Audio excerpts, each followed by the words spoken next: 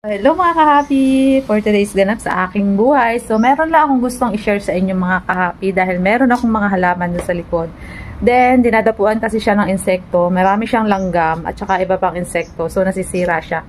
Tapos, nag-search ako kung anong pwedeng remedyo doon. Kasi ayaw kong mag-spray ng insecticide. Kaya nag-search ako kung anong pwede doon. Ang sabi nila doon, yung baking soda, oil, at saka dishwashing liquid, lalagyan mo lang ng water.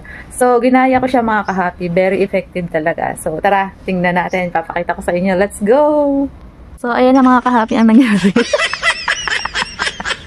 Nawala yung mga dahon. Effective. Tunay na effective. Literal na effective. So, yun ang nangyari mga kahapi. Super epektibo. Kaya wag na wag nyong gagayahin yun. Kung ayaw nyong madedo ang inyong mga halaman. So, yun lang. Good luck.